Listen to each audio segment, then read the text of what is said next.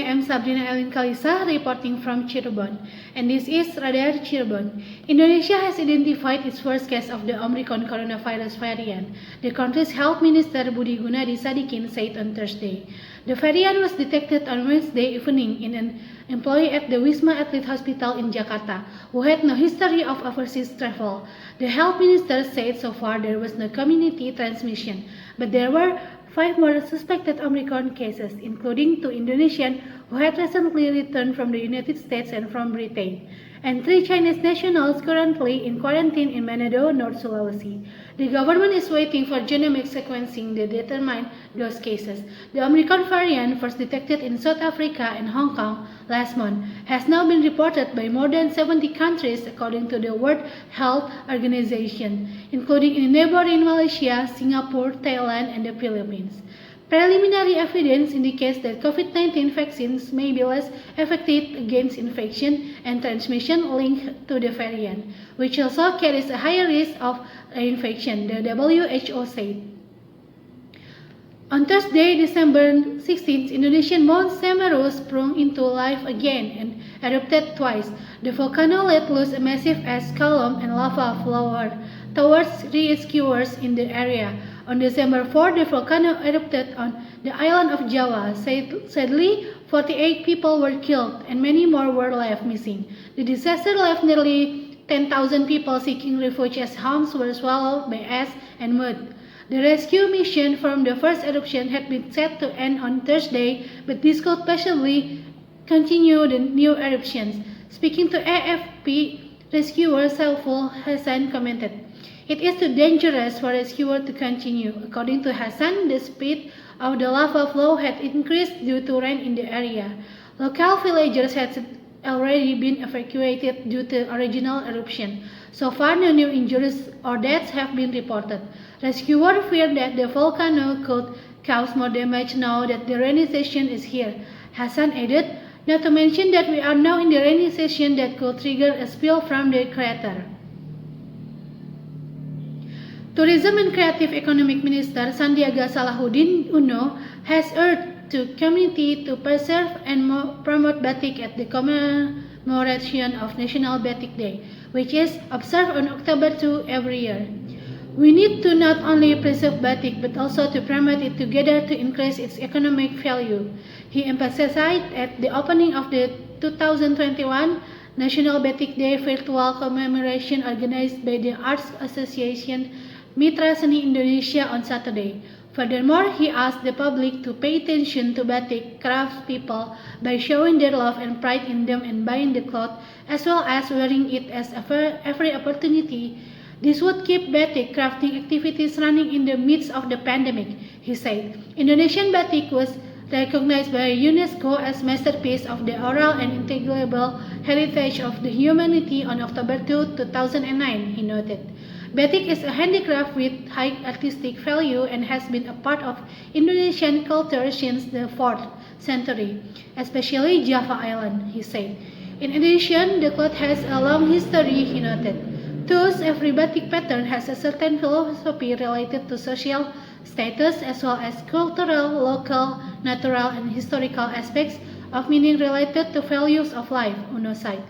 The establishment of the National Batik Day is one of the government's attempts to increase Indonesian dignity and positive image at international forums, as well as to foster the love and pride of the Indonesian people for the national culture, he added. Meanwhile, the head of Mitra Seni Indonesia, Sari Ramdhani, expressed that hope that the association through the virtual commemoration would be able to encourage the millennial generation to love and wear batik on various occasions. Amid the pandemic, we are concerned about the reduced income of batik craftspeople due to marketing difficulties. Thus, we have to help encourage them by buying their products, he said. A little more than 80% of COVID-19 vaccines in Indonesia come from China, while a fifth of all vaccine exported by the superpower have gone to the South Asian country, official says. Indonesia is the largest recipient of Chinese vaccines, according to Beijing-based research firm Bridge Consulting, and that only analysis said does not showcase Jakarta's much touch Free and active foreign policy, Jakarta on Friday received another 2 million doses of the vaccine made by Chinese Sinovac Biotech, this time as a donation from Beijing and the pharmaceutical company, said Xiao Xian, China's ambassador to Indonesia. So far, Sinovac and Sinopharm have sent 215 million doses of vaccines to Indonesia, Xiao told an online news conference. It accounts for almost 20% of all vaccines exported by China in the same time period and more than 80% of the total vaccines obtained by Indonesia.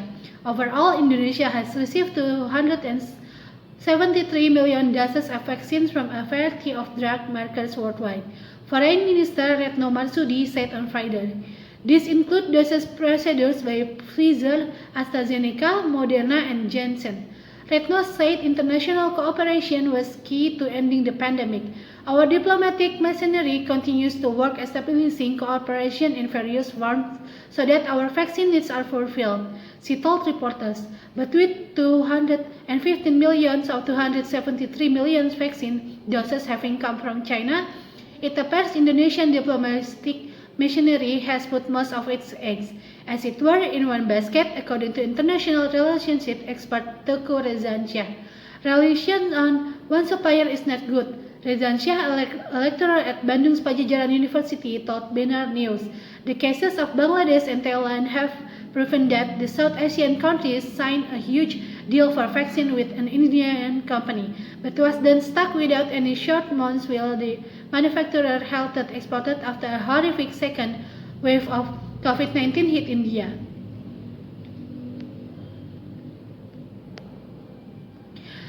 As 6 distraught families look on, the man accused of sexually assaulting their daughters was handed a 10-year prison sentence by the district court in the city of Medan, Indonesia.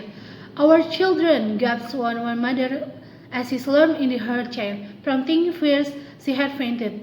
Benjamin Sitepu, a 37-year-old Christian priest who has also the principal of the Galilea Hosanna School in Medan, had received 5 years less than maximum 15 years sentence the prosecution had requested. The presiding judge said he gave Sitepu a shorter sentence because the priest had apologized for his crime and had previously signed a settlement agreement with 2 of the victims' family. Both the prosecution and Sitepu are appealing the sentence.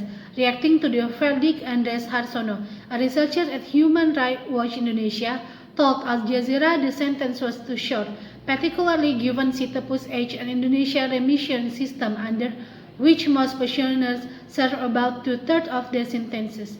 If Sitepu is granted remission, he could end up serving only about 7 years behind bars and be free well before he turns 50.